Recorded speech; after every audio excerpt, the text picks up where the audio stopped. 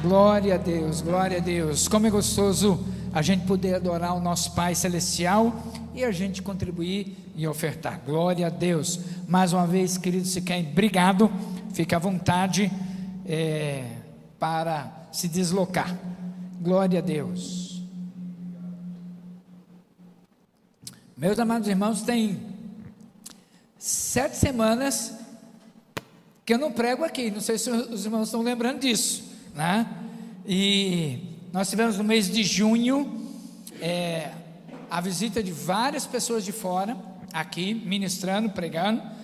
E os últimos 2 domingos também, enquanto estávamos viajando, nós tivemos aqui o pastor Germano e o pastor Rocha pregando. E eu sei que foi uma bênção, louvado seja Deus. Nos alegramos em saber disso e somos muito gratos pela presença e pela participação dos amados irmãos. Mas oramos também agradecendo pela cobertura espiritual dos irmãos enquanto estávamos fora, em oração, e a gente viu o cuidado de Deus o tempo todo na nossa vida. Então é muito gostoso saber que a gente não sai sozinho, os irmãos vão conosco. E a gente lembrou muito dos amados irmãos em cada lugar, em cada detalhe, principalmente os domingos, né? A gente lembrava e falava: o povo está reunido, o povo está bem, o povo está adorando ao Senhor. Então, como é gostoso a gente saber disso. E nessa tarde, início de noite, eu quero compartilhar um texto que tem falado antes mesmo de sairmos em viagem. Deus falou assim: esse vai ser o texto que você vai pegar quando voltar.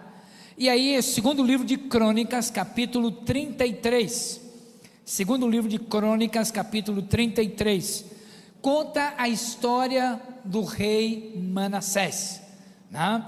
Eu não sei se você lembra, mas entre os 20 reis, Judá e Israel, porque eles dividiram depois de Salomão, né? Eles dividiram o reino do norte, reino do sul, e cada reino teve 20 reis.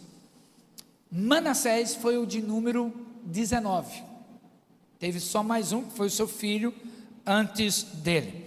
Mas segundo o livro de Crônicas 33, vai nos ensinar sobre a graça que alcança até o pior de nós, a graça que alcança até o pior de nós. E nós vamos ver no texto da nossa reflexão algo assim extraordinário. Por quê? Se você olhar um capítulo antes, capítulo 32, você vai ver sobre Ezequias. Ezequias foi o pai de Manassés. Ezequias foi um excelente rei. Ezequias, ele agradou o Senhor. Ezequias foi aquele que fazia tudo que o Senhor se agradava. Então, quando a gente olha para o rei Ezequias, na época o profeta era Isaías. E o profeta Isaías recebeu uma palavra do Senhor. Isaías recebeu do Senhor o seguinte: vai lá ao rei Ezequias, fala com ele que ele vai morrer. Imagina, Deus falando para você: ó, você vai morrer. Talvez você até brinque dizendo: não, Deus, eu sei que um dia eu vou morrer. E o profeta estava dizendo: não, se prepare que você vai morrer. Deu o recado, e aí o profeta Isaías saiu. Ezequias, que estava assim com o coração tão consternado, orou ao Senhor, se quebrantou diante do Senhor, e Deus ouviu a oração do rei. E aí Isaías, o profeta, estava no pátio, ouviu Deus falando: volta lá e fala para o rei Ezequias que ele vai ganhar mais 15 anos de vida. E ele voltou e falou para o rei: olha, rei, eu falei isso, mas eu estava indo no pátio e Deus falou o seguinte: vou te dar mais 15 anos de vida. E voltou. Imagina se Deus te dá mais 15 anos de vida, como é que você iria viver? O que ajustes você iria fazer na sua vida? E aí, nesses 15 anos, uma das coisas que aconteceu para a vida do rei Ezequias, que ele não tinha filhos, foi providenciar um herdeiro.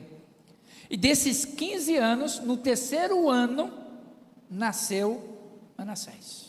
Você pode imaginar como esse rei criou o seu filho? Primeiro que estava no reino, então já tinha todos os benefícios, todo o cuidado. Mas imagina o rei Ezequias cuidando de Manassés para ser melhor do que ele.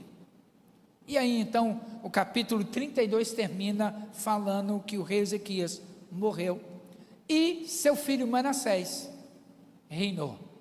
Tinha 12 anos quando começou a reinar. Eu nem vou perguntar porque eu sei que ninguém aqui tem 12 anos.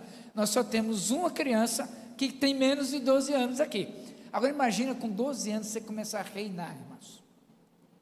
E o texto diz, nós vamos ver, que Manassés reinou 55 anos.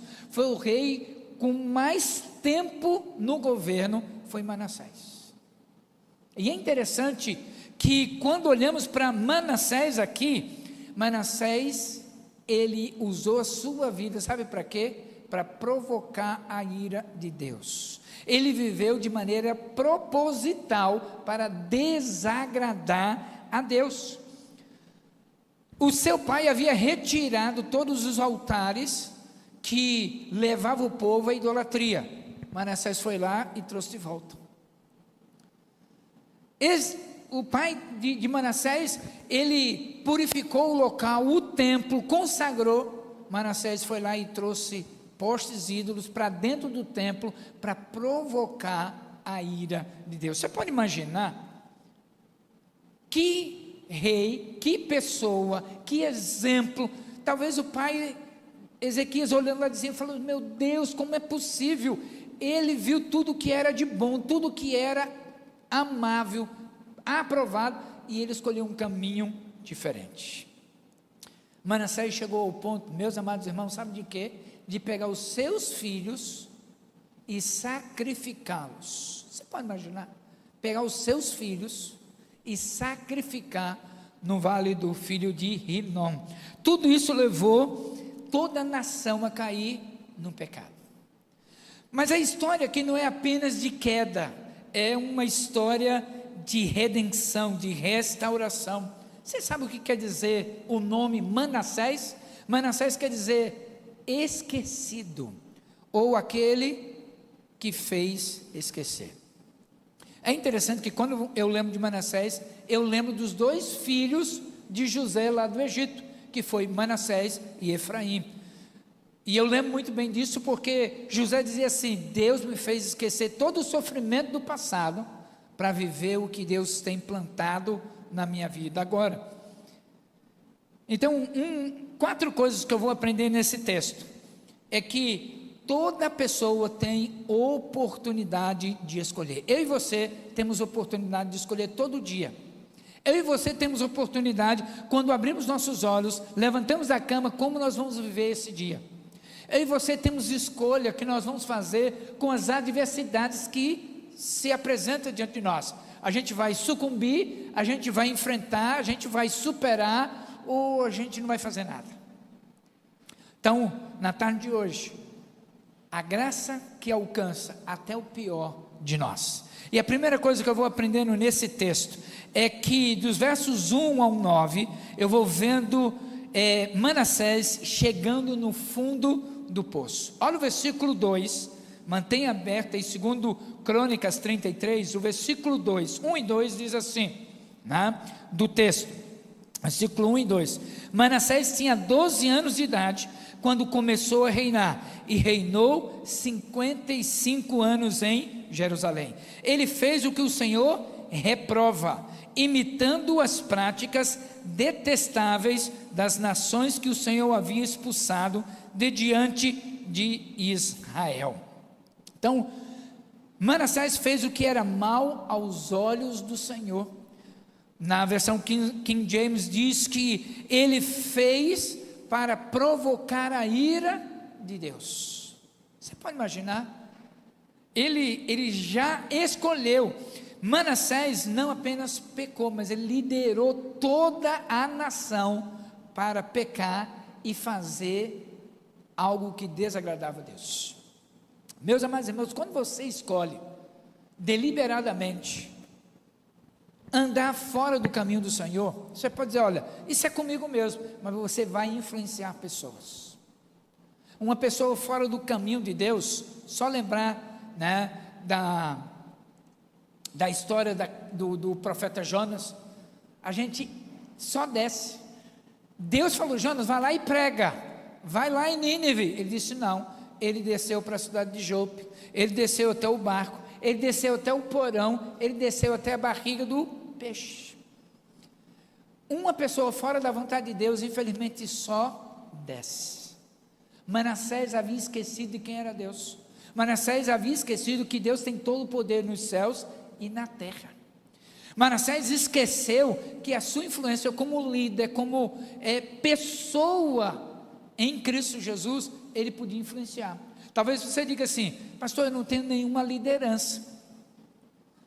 Meu amado, minha amada, você na sua casa é líder, pai, mãe, você está liderando, seus filhos estão vendo, seus filhos sabem exatamente onde é o ponto fraco, onde é o ponto forte, seus filhos conseguem ver de uma maneira clara a nossa influência, se ela é positiva ou negativa. Manassés escolheu deliberadamente pecar a Deus. E é interessante que o texto vai dizendo, versículo 6, ele se envolveu, irmãos, por exemplo, com prática demoníaca. Você pode imaginar ele chamando, invocando demônios na vida dele? Manassés fez isso, era o rei de Israel, invocando, ele idolatria, cultos aos astros, profanou o templo. Mas olha o que diz o versículo 6 e o versículo 7. Ele fez com que os seus filhos passassem pelo fogo no vale do filho de Hinnom. Mas não para por aí, também praticou augúrios, usou encantamentos, usou feitiçaria e lidou com o espírito familiar e com feiticeiros. Ele operou muito mal aos olhos do Senhor para provocar a ira. Tudo o que Manassés estava fazendo era para provocar a ira de Deus. Ele estava chamando Deus: eu vou fazer isso deliberadamente. Talvez você já viu aquela placa atrás de caminhão ou de carro que diz assim: nós capota, mas não breca. Tem gente que é assim, está numa rota de colisão. Eu sei que vai dar errado, mas eu quero fazer, eu vou fazer, e faz. Manassés fez exatamente isso. Você pode imaginar pegar o seu filho e sacrificar a deuses estranhos, pagãos. Assim aconteceu na vida de Manassés. Isso mostra, amados irmãos, que o pecado endurece o coração e nos leva para longe de Deus. Toda vez que escolhemos um caminho contrário à vontade de Deus, a gente vai como que colocando uma camada, embrutecendo nosso coração. A gente vai se decepcionando e dizer assim: ó, Senhor, a culpa é tua. Por que o Senhor não me livrou? Por que o Senhor não me falou? Por que o Senhor não me disse? Por que o Senhor não mostrou outro caminho? E aí a gente vai embrutecendo nosso coração. Cada vez mais a gente vai se distanciando de Deus. Cada vez mais a gente ouve: ah, isso é bom para ele e para ela, mas para mim não serve. E aí a gente vai se distanciando do Senhor. Cuidado com as pequenas concessões. Eu vou cedendo aqui um pouquinho hoje, eu paro de ler a Bíblia, eu paro de orar, eu paro de ter minha devocional. O inimigo vai arranjando brecha, porque o pecado é um hóspede folgado. Ele chega, ele não paga aluguel e ele não quer sair. Estava ouvindo de um pastor que eu conheço, na região onde nós morávamos, e o pastor amigo nosso compartilhando. O grande desafio daquele pastor amigo nosso é que ele vai fazer a visita, ele chega de manhã na sua casa, ele só vai embora à noite depois de jantar. Eu falei assim: meu Deus, ele não aprendeu, ele está no terceiro ministério, terceira igreja, fazendo a mesma coisa. E ele falou assim: eu não sei onde é. Eu falei: rapaz, você sabe, você só não quer consertar.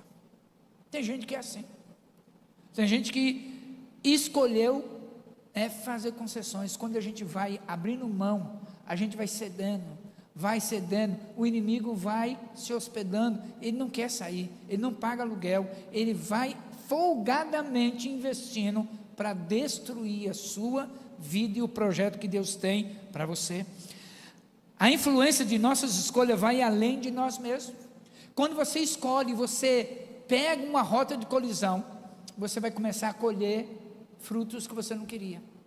Você vai começar a experimentar experiências que você não vai gostar, não vai aprovar. Você vai olhar e dizer assim, mas por que isso? Você começa a questionar. Isso vai cada vez mais endurecendo, embrutecendo o seu coração. A pergunta é, o pecado tem endurecido o seu coração? E às vezes, amados irmãos, a gente erra, continua errando, já que deu errado, agora vai com tudo, eu vou pôr, tem uma expressão que a gente fala em Mato Grosso do Sul, eu vou pôr os 2 pés na jaca, já que está errado, então agora vai com tudo, e a consequência é para nós. Mas o que é incrível, é que Deus, mesmo olhando para nós, a gente diz, não tem mais jeito, Deus fala assim, tem jeito, pau que nasce torto, o mundo diz, não tem jeito, mas Deus está dizendo assim, o pau pode até nascer torto, mas eu vou endireitar, porque eu não vou desistir. Deus olha, apesar e além da minha e da sua rebeldia. Segunda coisa que eu aprendo aqui nesse texto, é que a gente pode estar no fundo do poço, mas há correção de Deus. Versículo 10 diz assim, falou o Senhor a Manassés e ao seu povo, porém não deram ouvidos. Você pode imaginar, Manassés, dos versos 2 até o 9, fazendo tudo para provocar a ira de Deus, e Deus falando. Versículo 10 diz, falou o Senhor a Manassés, ao seu povo, porém não deram ouvidos. Na outra versão do King James diz, não quiseram ouvir. Sabe quando você quer namorar, e você pergunta para o pai e para a mãe, e o pai e a mãe dizem assim, eu acho que não vai dar certo. Não, pai, mas ele é tão bonito. E você insiste, e depois você descobre que seu pai e sua mãe tinham razão. Aí você fala assim, é tarde demais, eu já fiz a besteira de não ouvir. Meus amados, Deus sempre nos dá a oportunidade de arrependimento, mesmo quando não ouvimos, Ele usa meios mais duros para nos corrigir, para nos trazer para perto dEle. Olha o versículo 9, diz assim, Manassés, porém, desencaminhou Judá e o povo de Jerusalém, a ponto de fazerem pior do que as nações que o Senhor havia destruído diante dos israelitas. Você pode imaginar? Fazer pior que o mundo, ser crente, sendo uma pessoa, um homem ou mulher pior que o mundo, mente, rouba, desonesto, não está nem aí para as consequências, bateu, levou. Deus está dizendo que Deus tirou aquelas nações e deu aquele local para o povo de Israel. Manassés estava fazendo pior do que as nações que haviam sido tiradas dali. Às vezes você pode olhar, mas eu sei que aqui não tem ninguém assim, mas às vezes você conhece alguém e fala assim, meu Deus, e ainda diz que é crente. Como que pode? Deus permitiu que Manassés fosse levado cativo, irmãos, pelos assírios, algemado, com ganchos. Versículo 11 diz assim, por isso o Senhor enviou contra eles os comandantes do exército do rei da Síria, os quais prenderam Manassés, colocaram um gancho no nariz e algema de bronze, e o levaram para a Babilônia. Você pode imaginar, era o rei, a Assíria veio, invadiu a cidade pelo qual o Senhor disse, aqui eu colocarei o meu nome. O desejo de Deus sempre é te guardar, proteger, abençoar. O desejo de Deus sempre é fazer o melhor para você, mas Manassés, às vezes representa a mim e você, às vezes a gente provoca a ira de Deus, às vezes a gente chama Deus, eu duvido se eu mudar isso, eu vou fazer.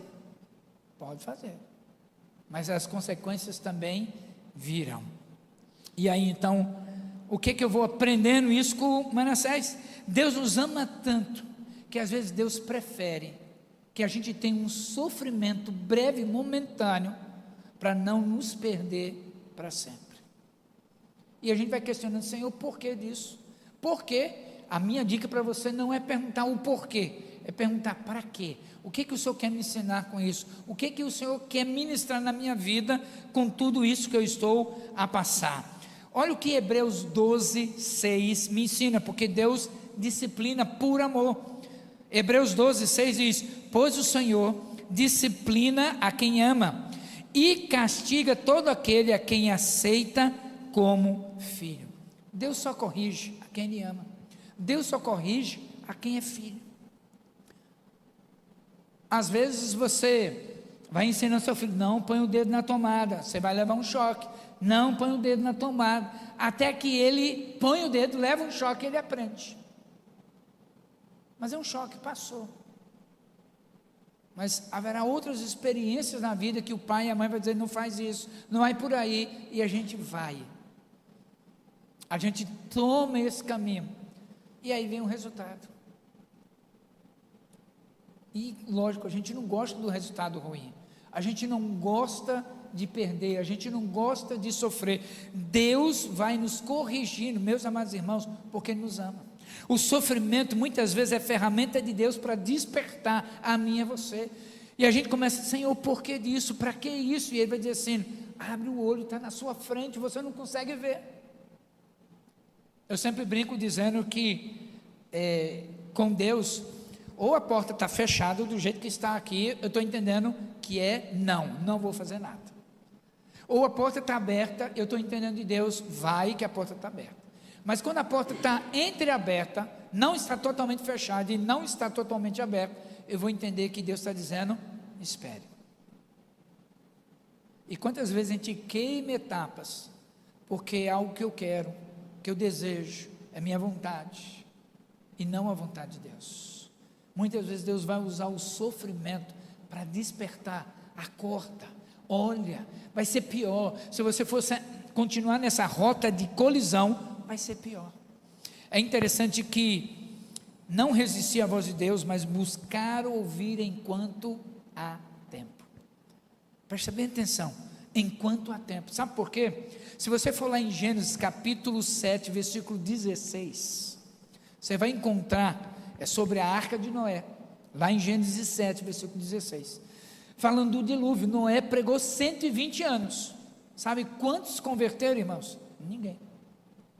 Imagine você pregando 120 anos, orando, jejuando, e ninguém aceita Jesus. Mas chegou o dia do dilúvio, Deus mandou a chuva, Noé, sua esposa, os filhos, noras, entraram na arca, e o versículo 16 diz que o Senhor fechou por dentro. O Senhor fechou. E aí todo mundo começando a bater na arca: Noé, agora a gente acredita, agora a gente quer. Deus é amor, mas Deus também é juiz. Vai chegar um momento que Ele fecha a porta, e aí é choro, é ranger de dente, é desespero da alma, questionando o Senhor: mas por quê? Porque Ele vai dizer assim: durante 120 anos você ouviu e rejeitou, agora não tem mais tempo. Haverá um momento que vai acontecer isso, mas enquanto há tempo, eu preciso buscar a Deus. A pergunta é: até onde você vai sofrer para pedir o socorro de Deus? Jonas só pediu o socorro de Deus, capítulo 2, verso 1 e 2, quando ele estava no ventre da barriga do peixe. Irmão, coitado do peixe. Crente fora da vontade de Deus faz até os outros sofrer, até o peixe. Você talvez fique imaginando Jonas andando lá no peixe, pensando. Eu imagino que aquele peixe estava entalado com Jonas, ele estava fazendo mal digestão para o peixe. E aí Jonas, aí você sabe o que aconteceu? Jonas não, na hora que caiu, viu, acordou. O texto diz que Jonas esperou, irmãos, 3 dias. Eu ia esperar 3 segundos. Falou: Deus, pelo amor de Deus, resolve isso aí. Jonas esperou 3 dias. Você vai esperar até quando sofrendo para pedir o socorro de Deus? E aí então, é algo que Manassés foi aprendendo. Ele chegou no fundo do poço, ele viu a correção de Deus. Terceira coisa que eu aprendo, versículo 12, que é o arrependimento genuíno. Ele, Manassés, angustiado, suplicou profundamente ao Senhor, seu Deus, e muito se humilhou. Olha só, Manassés teve que passar pelo vexame de ter a cidade conquistada, dele ser levado prisioneiro, envergonhado, com cadeias, né? Diz o texto que tinha até ganchos no nariz, prendendo, ele sendo carregado. Conquistamos. E agora, o que você vai fazer? Estava lá na prisão, lá na Babilônia, sozinho, na prisão, humilhado. Aí então ele decide clamar a Deus com sinceridade. A minha oração é que eu e você não precisemos chegar no fundo do poço, lá aonde o vento faz a curva, para eu e você abrirmos os olhos e dizer assim: Senhor, o Senhor estava certo, eu sempre estive errado, tem misericórdia. A minha oração é que eu e você não precisemos chegar a tamanho sofrimento para clamar a Deus de coração e sinceridade. Sabe por quê? Às vezes o orgulho que dominava a vida de Manassés deu lugar agora à humildade. Cuidado, meus amados irmãos, com o orgulho. O orgulho precede a queda. Eu vou aprendendo que não importa o quão fundo possamos cair, o arrependimento verdadeiro ainda é o caminho da restauração. Não importa quem te machucou, não importa quem decepcionou você, não importa até onde você caiu, o caminho de volta, o melhor caminho é o caminho do arrependimento. Sempre há esperança para quem se humilha diante de Deus, sempre, sempre. Quando a gente se humilha: Senhor, tem misericórdia, pisei na bola, eu errei, eu não devia ter decidido, eu não devia ter emprestado o dinheiro, ou eu não devia ter pego aquele dinheiro, eu devia ter ouvido, eu não ouvi. Quando a gente se arrepende, se humilha diante de Deus, a gente começa a ver o caminho de volta, sempre começa com arrependimento, sempre começa com arrependimento. O caminho de volta, Deus vai restaurando, vai trazendo, vai restaurando, recuperando, a partir do nosso arrependimento. O orgulho é o maior obstáculo, meus irmãos. Como é desafiador, a gente não dá o braço a torcer. Não, eu sempre falei, comigo é assim, bateu, levou. Eu tenho aprendido que, se você sempre chamar Deus para briga, sempre vai ter um vencedor, e nunca vai ser você. Nunca, sempre vai ser Deus. Então é muito melhor você aprender logo, porque senão você vai sofrer muito. Quarta e última coisa que eu aprendo nesse texto, versículo 13, é a restauração pela graça. Diz assim o versículo 13: então, olha só, então, depois de tudo isso, depois de todo vexame, depois de toda vergonha, depois de perder tudo, depois de se humilhar, então o Senhor ouviu a oração e fez voltar a Jerusalém e ao seu reino. Na versão King James aqui, o versículo 13 vai dizendo o seguinte: e orou a ele, a Deus, Deus aceitou a petição e ouviu a sua súplica e trouxe de volta a Jerusalém ao seu reino. Então Manassés soube que o Senhor era Deus. Olha só que coisa interessante. Deus respondeu ao arrependimento de Manassés com perdão. Deus podia dizer: tá bom, vou te dar mais uma oportunidade. Deus perdoou, e perdão é esquecer. Lembra o significado do nome de Manassés? Esquecido. Deus perdoou, esqueceu, passou a régua e disse assim: está perdoado. Deus não quer o seu sofrimento, mas ele acontece para eu e você aprendermos a obedecer a Deus e saber que Ele sempre tem o melhor. Muitas vezes a gente passa por algo e fala assim: puxa vida, se eu soubesse. Meu amado irmão, minha irmã, você sabe que Deus sempre vai ter o melhor, sempre. Eu já contei aqui de um amigo, o César, que ele falava: nunca eu quero ir para o campo missionário chamado Bolívia. Lembra disso? E eu contei. E aí um dia, numa viagem missionária na Avenida das Heroínas, do outro lado da rua, quem que eu encontro? O César. Falei: César, o que você está fazendo aqui? Ele falou: fala baixo, porque a última vez que eu falei alto, Deus ouviu e me mandou para Bolívia. Fala baixo. Se existe algum lugar que você não quer ir, não deixa Deus saber. Não adianta, Deus vai saber. Salmo 139 diz que a palavra nem chegou na nossa boca, Deus sabe de tudo. Então, não adianta, Deus sabe. Deus quer o melhor para você. Deus quer restaurar. Deus quer começar algo extraordinário na sua vida. Ele não apenas perdoou a Manassés, mas ele restaurou o trono. Você pode imaginar, Deus deu uma segunda chance, uma segunda oportunidade, como que para o seu pai. Seu pai não precisou se desviar do caminho, mas clamou logo de imediato. Ele viu a notícia, ó, se prepara, você vai morrer. Ele começou a orar e falou: Deus, por favor, me dá mais alguns anos de vida. E aí ele recebeu 15 anos de vida. A restauração de Deus é maior do que o nosso pecado.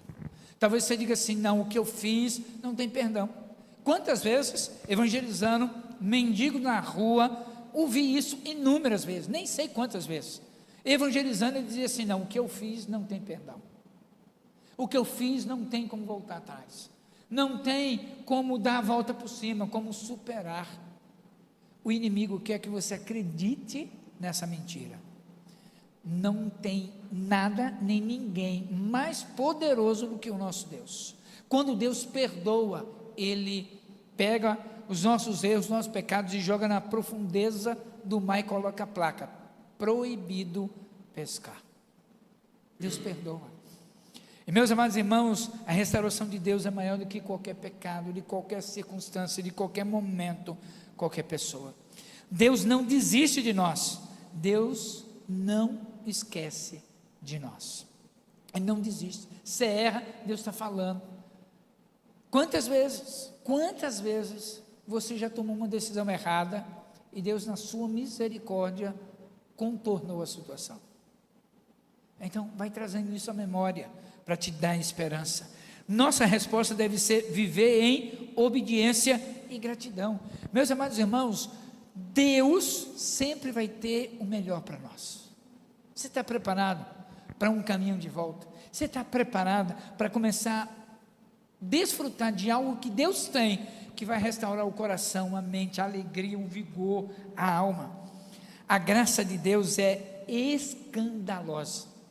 É impressionante, a graça de Deus é escandalosa. Eu lembro muito bem, eu estava jogando bola no bairro de Olinda, no estado de Pernambuco. 2 jovens vieram evangelizar, eles saíram, e eu falei para os meus amigos: eu nunca vou ser crente. Onde eu vim parar? Deus ouviu, falou: você não só vai ser crente, como vai ser pastor. E se você perguntar: você sempre quis pastor? Quis ser pastor? Irmãos, eu nunca quis. Até hoje eu não quero. Até hoje. Eu era bancário. Eu pedi demissão do banco no dia da promoção para ser gerente do banco. Deus disse: 29 de abril você vai pedir demissão. Falei: tá bom. Bati minha carta de demissão, guardei para o dia seguinte, que era o dia 29 de abril. Cheguei lá, no final do expediente, ia entregar a carta. Esse era o plano. Chego na agência, o gerente me chama e fala assim: ó, você foi promovido, você vai ser gerente. Pensa, como é que você fica aquele dia inteiro no banco trabalhando? E o diabo diz: você é doido, rapaz. Você vai largar, você não tem nem igreja para ser pastor.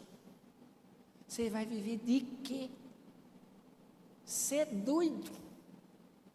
Aquele dia inteiro trabalhando no banco. E aí chegou 5 horas da tarde, chamei o Rogério e falei: Rogério, está aqui a minha carta. Ué, carta de gratidão já? Não, é exatamente gratidão, mas também tem. Ele falou: rapaz, você está doido? Ele falou: estou doido por Jesus. Se Deus não tivesse falado para mim antes, para fazer aquilo no dia 29 de abril, provavelmente eu não faria. Como Ele é soberano, Ele já sabia que eu ia receber uma carta de promoção, Ele já preparou, tipo assim: quero ver se você confia em mim ou não. Irmão, você pedir demissão, sabendo que você já tem um outro emprego, uma outra, é muito fácil. Eu quero ver você pedir demissão quando é promovido, você sai e não tem nada, nem ninguém.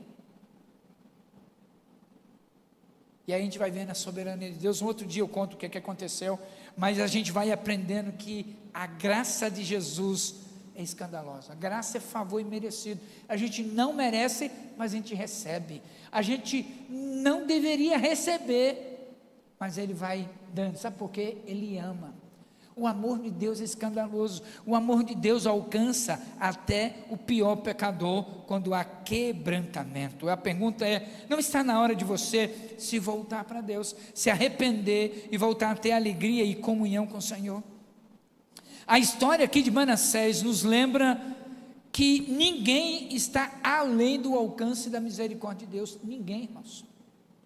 Uma vez num presídio, lá em Campo Grande, um senhor de 54 anos disse assim, depois de fazer aquele seminário que a gente queria trazer aqui e não deu certo, ele disse assim: se eu soubesse disso antes, eu não teria vindo para esse lugar. Eu não posso apagar o meu passado, mas eu posso prometer para mim e para Deus que daqui em diante vai ser diferente. E ele mudou. Levou muitos anos depois, ele saiu por bom comportamento. Ele recomeçou a vida. Ele ainda mora na cidade de Campo Grande. E ele disse: eu estou tendo uma segunda chance. Eu não vou desperdiçar. A história de Manassés nos mostra que tomar decisões erradas, equivocadas, pode nos levar para lugares sombrios. Mas o arrependimento nos traz de volta para debaixo da luz de Jesus. Onde abundou o pecado, superabundou a graça do Senhor. Romanos 5, verso 20. Eu quero finalizar compartilhando uma história real que eu ouvi quando morava na África do Sul, lendo sobre a história de David Livingstone. Ele conta a história de um oleiro que fazia e construía vasos. E esse oleiro, ele tinha vários vasos que ele gostava, mas tinha um em especial, que sem querer e sem planejar isso, ele deixou cair e ficou em pedaços. Seus amigos disseram: não tem mais jeito, é jogar fora e fazer outro. Você vai fazer outro igualzinho, talvez até melhor. Mas aquele oleiro tomou uma decisão. Ele pegou cada pedaço, cada caco, usou uma resina misturada com ouro e foi refazendo aquele vaso. Quando terminou, era interessante que aquele vaso mostrava com as resinas de ouro, ficou tão bonito quanto, porém mais valioso do que antes, porque trazia as marcas. As rachaduras estavam cobertas por ouro. Sabe, quando olhamos para essa história, a gente vai vendo que qualquer pessoa, eu e você, aqui presente ou conectado conosco pela internet, vamos ter marcas na nossa vida, decepções com pessoas, com organizações, com processos, mas Deus quer restaurar. Deus pagou com seu sangue para que eu e você pudéssemos contar uma história de amor, de cuidado e de paciência. É isso que Deus faz comigo e com você, de amor, cuidado e paciência. Deus não desiste de você. Deus não deixa de cuidar de você. Deus não deixa você à mercê da sorte. Ele te ama, Ele quer sempre o melhor. Você sente que já falhou com Deus?